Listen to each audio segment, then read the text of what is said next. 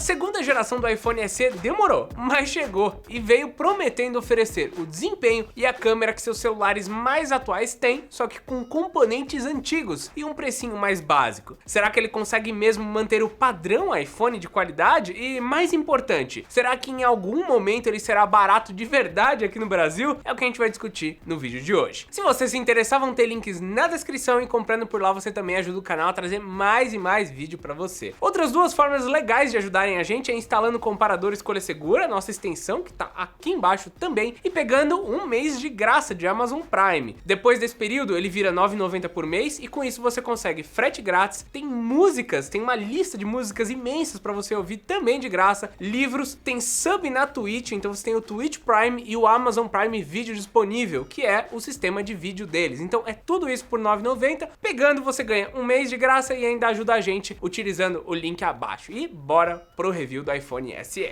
Para começar, a principal forma que a Apple encontrou para baratear o custo do iPhone SE 2020 foi copiando basicamente tudo do iPhone 8. Para quem mexer em time que tá ganhando. O SE então ficou bem pequeno até quando comparado com os menores aparelhos de hoje em dia. Só que como a gente não teve nenhum grande salto tecnológico na construção dos celulares nesses 3 anos, a sua armação de alumínio com traseira de vidro continua sendo um padrão bem premium para um aparelho do seu preço, pelo menos lá no exterior. Além disso, o SE herdou várias características boas do 8, como o alto-falante estéreo de boa qualidade, o NFC, usado principalmente para habilitar o Apple Pay, o Bluetooth de versão 5.0, que não é mais o melhor do mercado, mas que já é mais estável do que em versões passadas. É muito relevante isso daí porque o 8 já não tinha entrada de fone de ouvido, então o SE também não tem. Aliás, faz muito tempo que o iPhone não tem nenhuma entrada de fone de ouvido. Outra característica entre eles é a tela, que utiliza um painel LCD IPS Retina, com resolução de 750 por 1334 pixels e é de 4.7 polegadas, alcançando os mesmos 326 pixels por polegada que você também encontra no iPhone 7, no 8, no 10R e até no 11. Um ponto que a gente tem que discutir em tela é que, primeiro, tela de resolução HD não é exatamente um problema. Quando a gente relaciona isso no Android, é porque geralmente existe correlação entre a tela ser HD e ela ter outras características de baixa qualidade, como o brilho, as cores e o contraste. Aqui no iPhone SE a gente tem um brilho muito bom que dá para ser utilizado até na rua. Essa é uma característica que apenas os intermediários premium e os celulares premium têm hoje em dia. Se você for pegar um celular que geralmente tem tela HD, ele não vai funcionar fora de casa. Outro ponto é que os celulares da Apple, eles conseguem rodar sim vídeos em 1080p, mesmo que a sua tela seja de 720. Então a tela ela não é só medida por pixels, mas ela se adapta para tentar assistir com resolução um pouco melhor. Então, sendo bem sincero, assistir um vídeo em 1080p na tela 720p do iPhone SE é melhor do que assistir um vídeo em 720p num celular com tela HD Android de 720p. Beleza? Entendido isso? Ele consegue levar a melhor por alguns pontos bem específicos. Agora, o que incomoda mesmo é que a tela é realmente pequena. Você pode gostar de um celular pequeno, mas a Samsung já trouxe telas maiores em celulares de mesmo tamanho. E o Galaxy S10e tá aí para provar. Com quase o mesmo tamanho, você tem um celular super legal com tela Full HD, com mais espaço de tela para ser utilizado, enquanto o iPhone SE vai ser meio difícil de você digitar também por aqui. Uma coisa que ninguém vê é que apesar dele ter o mesmo tamanho de tela e a mesma resolução do que um iPhone 6S, não só esse ponto de brilho aumentou, como você tem uma taxa de atualização melhor, uma taxa de atualização de toque, então jogar ainda funciona bem por aqui, coisa que no 6S eu tive dificuldade, parecia que ele não respondia tão bem. Então os componentes melhoraram, mesmo que em suas especificações principais isso não tenha mudado. O único ponto por aqui que não é mais tão legal é que o SE acabou ficando apenas com a certificação IP67, o que significa ser resistente a respingos de água, mas ele não pode ser muito submerso em líquido, algo que evoluiu no iPhone 11. A empresa até promete uma submersão mínima, mas para conseguir 2 metros, como é o irmão mais velho, apenas no modelo mais caro. No geral, então, não é um grande problema o SE copiar praticamente toda a parte externa do iPhone 8, pois além de poupar tempo tempo com o design e reaproveitar de certa forma as sobras de produção do 8, a grande maioria das características de construção daquela época se mantém boas para os dias de hoje. Elas são utilizáveis, até porque a maioria dos intermediários hoje não tem resistência contra a água que ele tem. A desvantagem mesmo é ficar com um aparelho de aparência defasada. Isso, claro, se você não gostar dessa cara antiga do iPhone. No entanto, eu já vou pular a ordem de como a gente faz o review para ir para a pior característica herdada do iPhone 8, que é a sua bateria. Primeiro que o SE vem com aquele velho carregador de 5 watts, que é realmente um absurdo pro preço desse aparelho. E segundo que ele também utiliza exatamente a mesma bateria de 1821 mAh de carga do modelo anterior, que não só era pouco para 2017, como não chega nem na metade do esperado para um aparelho moderno. Se você gosta de ver sempre o lado bom das coisas, o ponto positivo aqui é que ela é tão pequena que ela não vai demorar 4 horas para ir de 0 a 100%, mas a realidade é que as chances de você conseguir passar mais de um dia sem carregar, ou mesmo de chegar no final do dia com a carga, caso você use o aparelho minimamente, são praticamente nulas. Durante nossos testes, 1 hora de YouTube com brilho no máximo, que nem é tão forte assim, consumiu mais de 20% de carga, enquanto que 30 minutos jogando foi quase 25% embora. Ela é um pouco melhor do que do iPhone 8, mas ainda assim é ruim. O maior problema aqui não é nem o fato de que praticamente qualquer Android seja mais econômico que isso. A questão é que outros iPhones sendo vendidos pelo mesmo preço, como o XR e o 8 Plus, conseguem durar muito mais tempo longe da tomada. A recomendação então é, além de sempre colocá-lo para carregar antes de dormir, tenha certeza que você sempre terá como carregar o celular, caso realmente precise dele funcionando, ou, de novo, use pouco.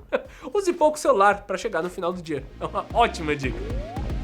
Por outro lado, o grande ponto positivo do iPhone SE 2020 pode superar bastante esse ponto negativo. Isso porque, apesar do preço reduzido, ele utiliza o mesmo chip Bionic A13, que também alimenta o iPhone 11 Max Pro, o aparelho mais caro da empresa. Na verdade, o desempenho deles não são exatamente iguais, rolou uma pequena limitação de velocidade por aqui, justamente para dar um respiro maior para a bateria, mas mesmo assim, quando olhamos para a realidade do exterior, o iPhone SE é vendido pelo preço de um Galaxy A71, já com o desconto dele, mas é tão forte quanto um Galaxy S20, que utiliza um chip Exynos. Ter um chip potente é especialmente importante para um aparelho da Apple, pois além de conseguir jogar a grande variedade de jogos do Apple Arcade, o Fortnite e qualquer outro software pesado hoje, o iPhone SE tem que ser forte o suficiente para continuar funcionando bem daqui 5 anos ou mais. Diferente dos androidianos, que na melhor das hipóteses são atualizados por 2 anos, os iPhones continuam recebendo atualizações do iOS por muito tempo. Nessa última versão, o iOS 13.5 chegou até mesmo para o iPhone 6S, lançado lá em 2015. É mais provável que ele quebre nesse meio tempo ou que a bateria desista de funcionar, do que ele realmente começar a travar ou ficar sem atualizações. Mas usando os preços de hoje, a substituição de bateria de um iPhone 6S custa R$ 329,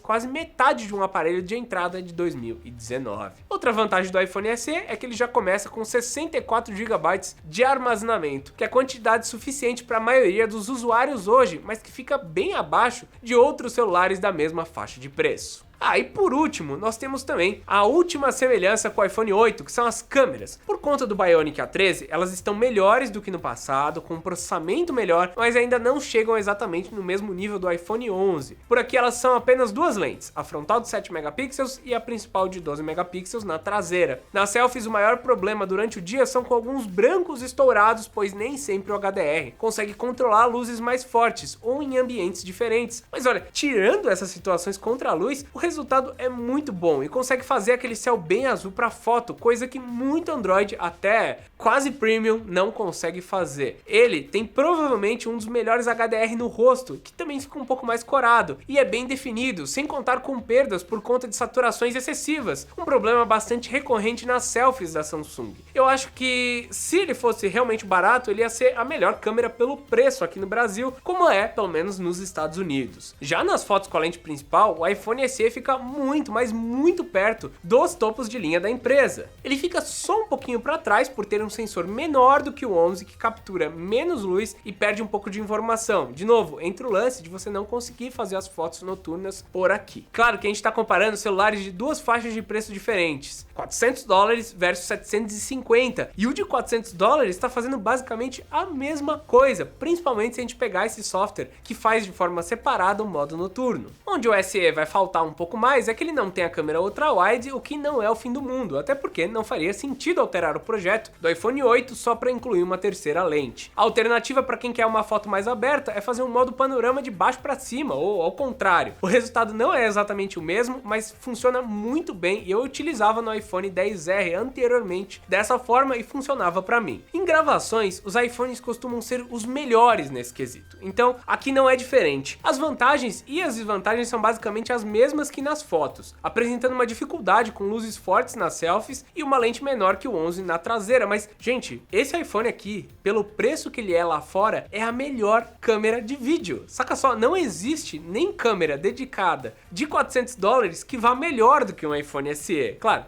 só tem o quesito bateria, mas ele faz 4K, 60 frames na traseira com uma ótima estabilização. É realmente muito bom, muito estável e muito fácil de usar se você tiver um setup todo Apple, onde você vai passar por AirPlay e coisa do tipo. Então, lá fora, principalmente, daí entra nessa questão de preço, esse daqui é o melhor celular para vídeo pelo preço. E a evolução em vídeo foi até maior do que em foto por ter esse chip melhor.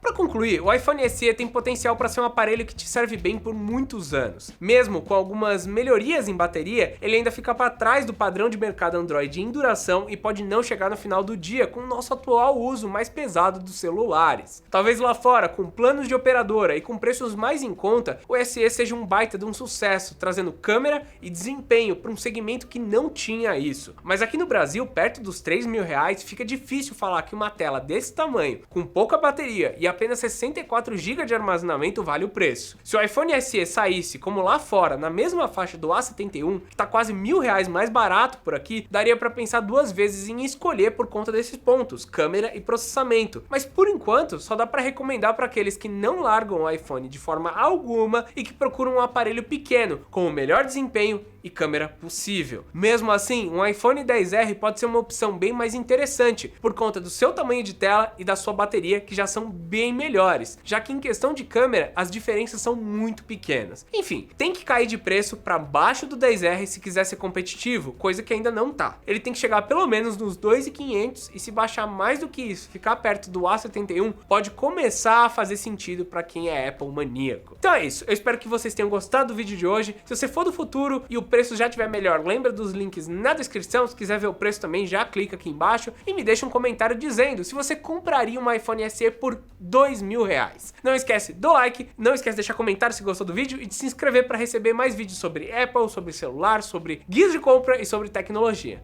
Então é isso, meus amigos, e até mais!